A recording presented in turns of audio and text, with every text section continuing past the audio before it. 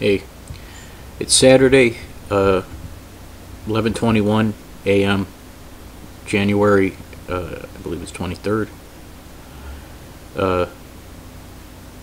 I realize I'm probably coming out of a depression, clinically, probably. I don't believe it needs medication. I believe it needs to be a sense of, exercise. And one of the stimulants I'm using is conversation in a room with nobody in it. So, or nobody to talk or interact with. So, choppy and idiosyncratic, weird. That's what it is. But I'm getting better. The sun's been out the past couple days, and I've been trying to actually believe I can actually soak it up. We need the sunlight. All right. So, anyways, I've been reviewing. I'm re-editing the videos that I put up there, and combining frames so they aren't so. I'm learning how to use the Windows Movie Maker. Finally, I'm taking the time to do things. I put a new song up last night. I made with the guitar, the bass, the drums, a couple guitar tracks. I am a musician. I'm not pretending to be a more tabloid fodder. I want to say. There's this one magazine that I have been kind of reading from cover to cover since I got it, but more so the past couple days to get my mind off my own personal problems. And it's not a popular publication. I don't know what to tell you, but I'm glad I found it. Intelligence Report, as I've mentioned it in the previous videos. This is a winter 2009 issue 136. I want to say flabbergasted. I have a lot of thrust about things that I can't change, affect, or control personally at all. Outside of my own life, I'm doing very well. I'm over comfortable. I think I'm too comfortable for where I'm supposed to be in this portion of my life. That if I resolve myself to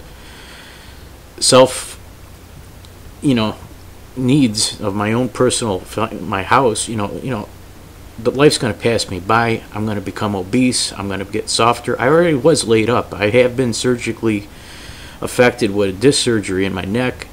I know what just happened the last 5 years. I was in college online most of the time after getting expelled from going to community college in town. I couldn't go to campus on their for having a they perceived me to be threatening and harassing.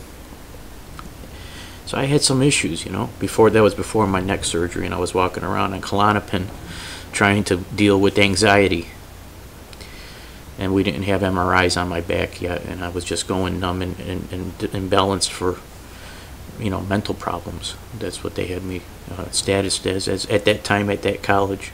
So when it came time for me to spring the surgery on them without too much notice ahead of time, after I stopped taking the Klonopin by my own volition with doctors' consent, it was like, well, you need a psychiatrist. You're no, I don't. No, I needed to get a physiological, bearing on to the extent of my injuries, because I was drumming the whole time. I was swimming.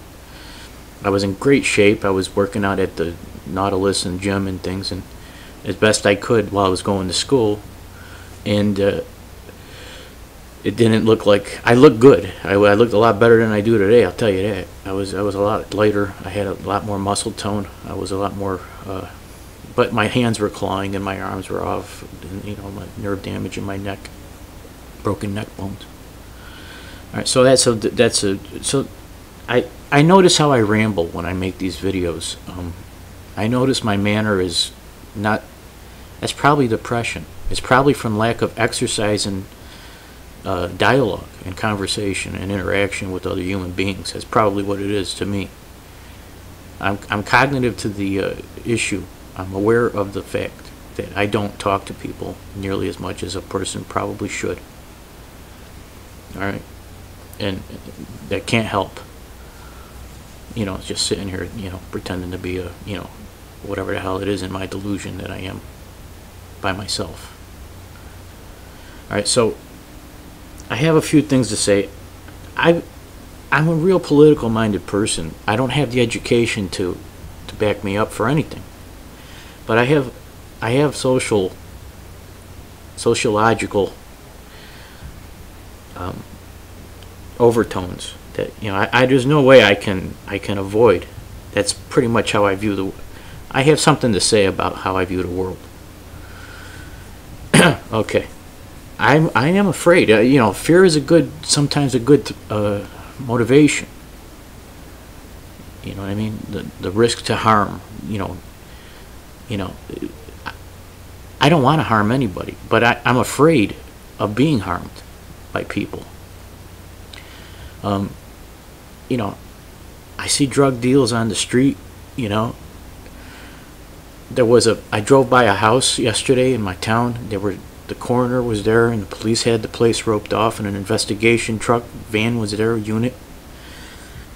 You know, they were removing a body as I was driving down the street, right around from where I live, on a residential street from my son's school. You know, I'm like, I see people passing things to each other all the time in public parking lots where I have to reside in my neighborhood. You know, and it's from kids and walkers, and you know, they get right under the radar. A police supervisor vehicle, patrol vehicle, you know, comes up just as they walk down the road and leave the scene from the transaction. They were just nanoseconds behind the transaction they stopped my car as I was trying to pull in a parking lot. You know, they got their fucking pit bulls, they got their little Rottweiler puppies, you know, the ghetto shit. And not for nothing, but everybody's monitoring everything. If everybody's watching anything about this video in my locality, you know, everybody sees everything, and you're not getting away with nothing. You drug people have no brain to walk around and pass this shit in front of me and my son in the car. You're not getting away with nothing. Every place around here is monitored, and people are going to call the police on you. And I say to stay the hell away from us. Stay away from this area, the heart of my town, where there's a statue from Civil War commemorating those who fell to save the fucking Union. You understand? You fuckers, stay away from me. You're making me not paranoid. You're making me angry. And it doesn't go away when I go in my building. I call the police. I write the reports, incident reports. I don't care if I sound like a lunatic. I don't carry a weapon. But I do have a phone, and I have the access to the police and the drug task force unit. And so do a lot of people around here, the businesses. You're sitting right across the street from a city marshal. And don't think that the people who live around him don't support him in some capacity with their businesses. We have to monitor who the hell we are talking to in some way. I know I can't speak for anybody else because I see too much questionable activity around these businesses.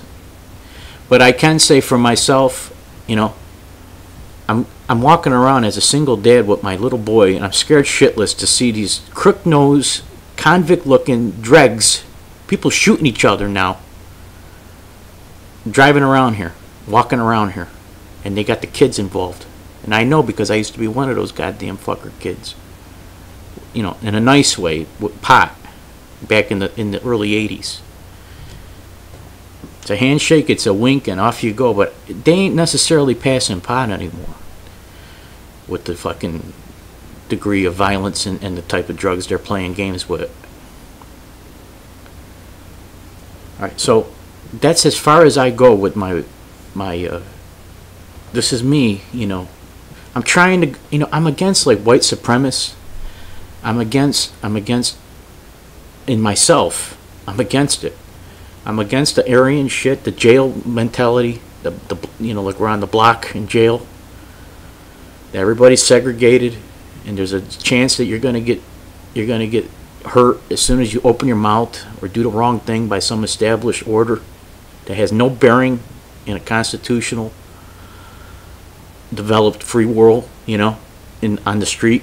Yet these assholes are, because of the jails around here, Oneida County and that, they're under the radar, the families of these people, and